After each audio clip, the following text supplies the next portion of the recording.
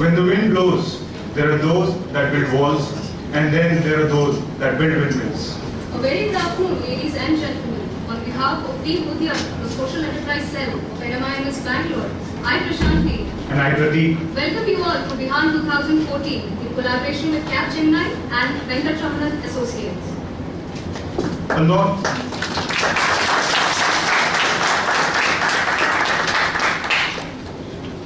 Many organizations do tremendous work in their respective fields, but not many come into the limelight. With Vihaan, which means a new beginning, NMIMS Bangalore aims to provide a platform for the emerging NGOs to spread awareness about their work and showcase their upcoming projects.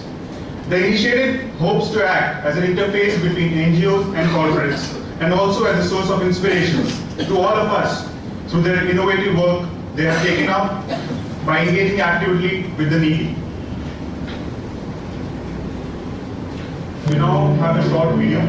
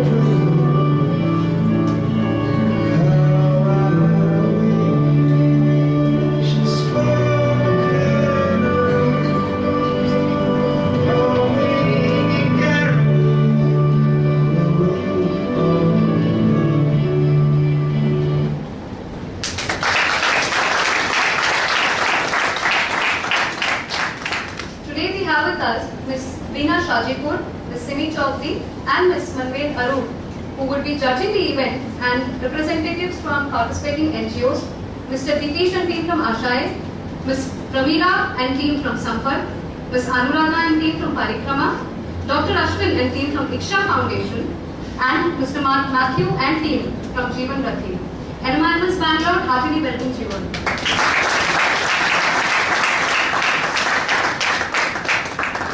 Before we start with the proceedings, we request respected Moni sir, our esteemed judges, and Udyam President Aman to kindly come forward and light the lamp.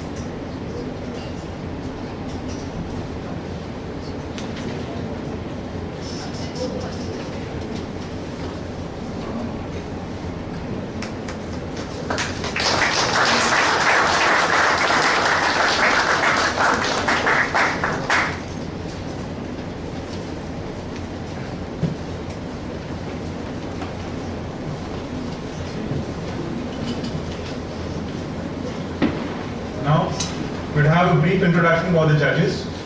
Ms. Simi Chaudhary from Robert Bosch, Ms. Beena Shahajipur from ANZ, and Ms. Manvin Alur from ENSYDS. Ms. Simi Chaudhary is an ingenious professional with around 9 years of experience in various facets of human resource management as well as in corporate social responsibility. She currently leads the CSR department at Robert Bosch, actively involved in this role for a year and a half. She has led a focused effort to design, develop, and execute a three-year strategic business plan, which includes strategic initiatives, employee volunteering, and financial investments. She represents the organization in local community events and also collaborates with team members in communications to drive awareness of partnerships and programs. Please put your hands together in welcoming Ms. Simi Chaudhary.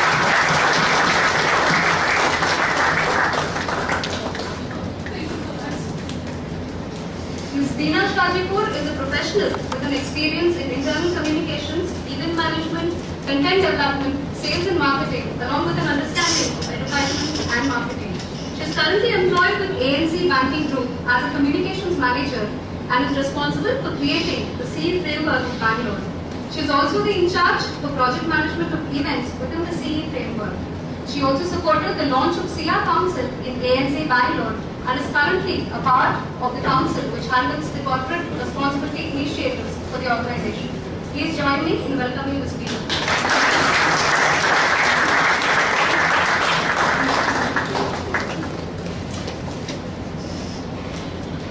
Ms. Manvin Alur career portfolio spans close to 2 decades of impactful work both in India and abroad, before she finally settled down to her current role in guiding companies towards greener practices.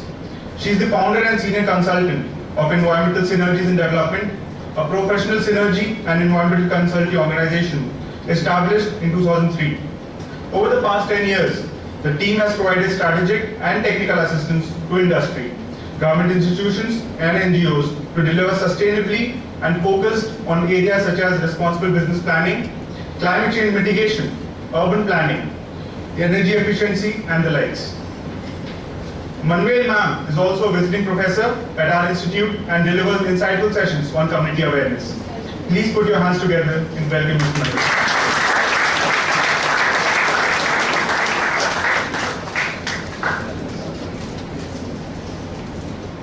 We will now request Professor Suresh Muni to address the gathering. Sir, please.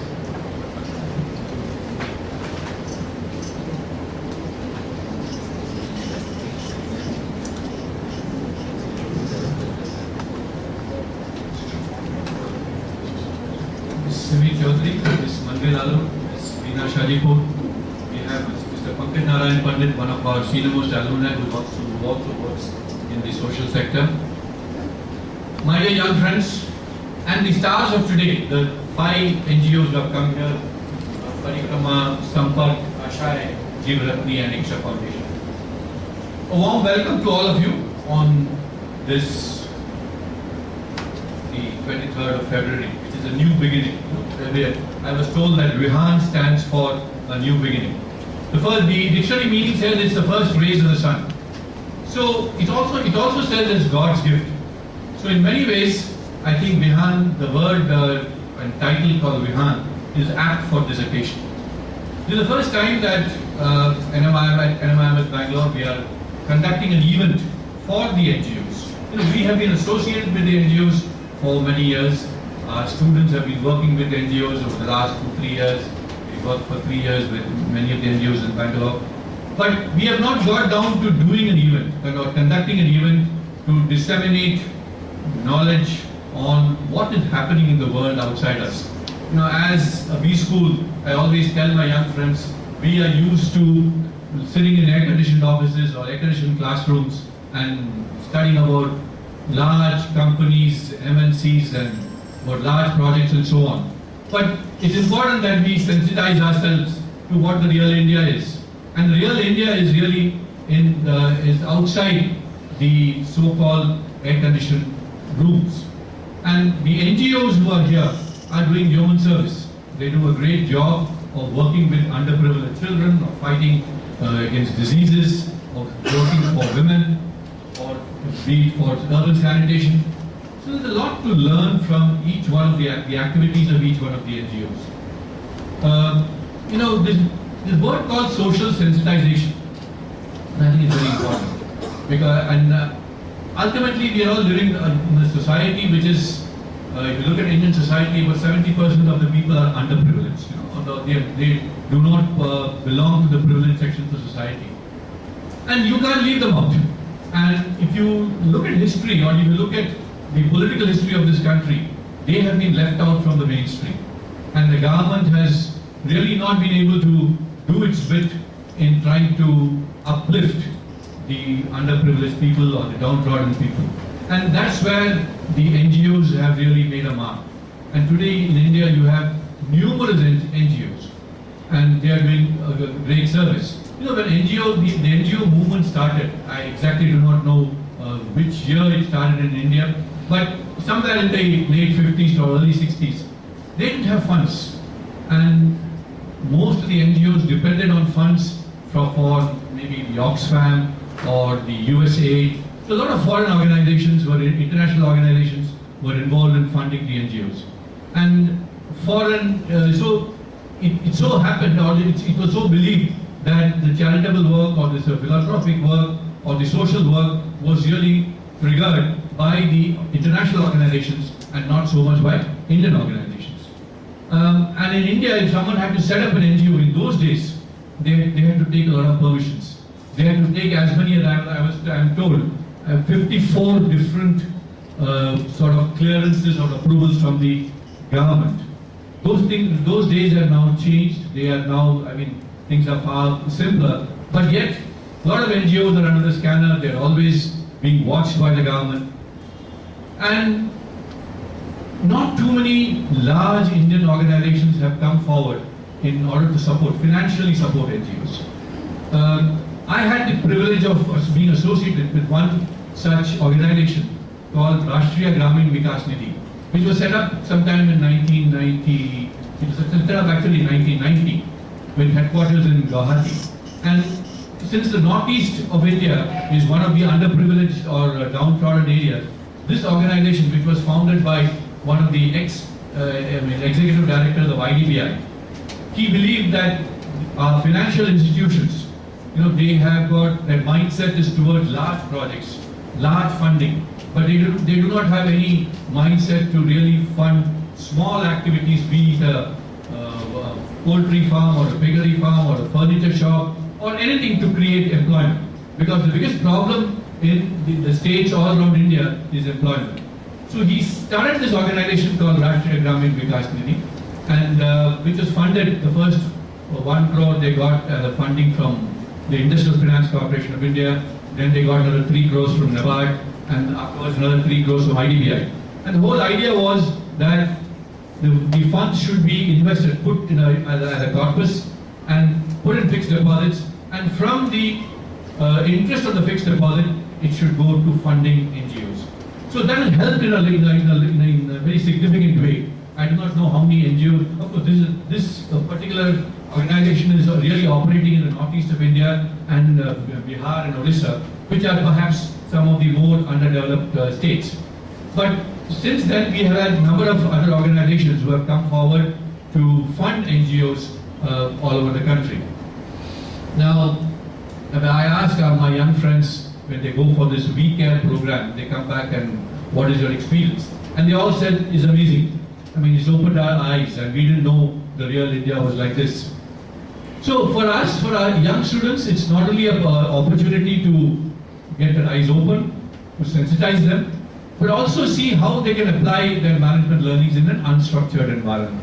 This is what I always say, because management doesn't have to be only in large organizations, it doesn't have to be only in a structured environment. There's a lot of scope for applying management in an unstructured environment. And all these NGOs who are doing yeoman work, they offer good opportunities or good scope for not only youngsters, but for a lot of people to really put in their management insights, put in their management thoughts in order to alleviate this in a lot of the masses. In fact, today you'll find a lot of MBA graduates, even from the IIMs, are really not opting for jobs. They prefer to go for the social sector. And then because there's so much of satisfaction. Ultimately, when you look at life, we think money is only one important, one significant component. But when you look at happiness per se or satisfaction per se, it's far more. The meaning of satisfaction is far more than what money can buy. And and it is that end in view that we have included a practical VCAP program in our curriculum. We also have a course which Ms. Manvel teaches, which is called Community Awareness and Responsibility as an Executive. And we hope that this will stand our young students in good stead when they go forward in their career. Now, as far as the 5 NGOs who have come here today, I am really looking forward eagerly to hear the activities that they are up to, and I'm sure they are doing a great work.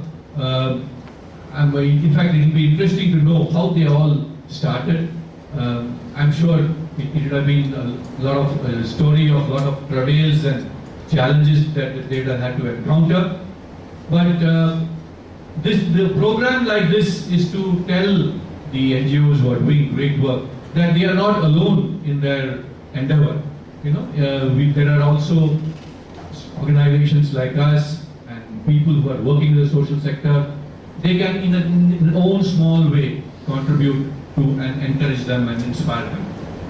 And with these few words, let me welcome you all to this CSR Summit. And I hope that this is conducted by the Udyam Committee on a year-to-year basis with greater and greater gusto. Thank you.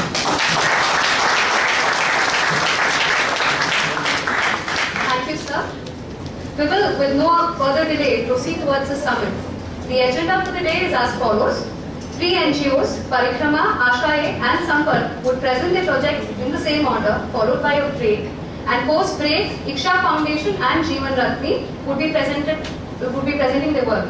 A just-a-minute session has been included in this event to know about the views of students on various issues facing the society, the details of which would be announced shortly. I would also like to request the audience to please put their phones in the silent mode. And the rules for the participating NGOs are as follows. And I request you all to please pay attention to the details. Each presentation will be of 15 minutes duration. There will be a warning where at the 12th minute to indicate that the participant should start concluding their ideas, and a final where at the 15th minute. After the presentation, there will be a 5 to 7 minute question and answer by the judges, and there will also be one audience question. The judging criteria have already been provided to the respective NGOs as well as the judges. One of the key judgment points that will be the project's current as well as future impact on the society. With this, let's start with the first presentation of the day from Parikrama Foundation.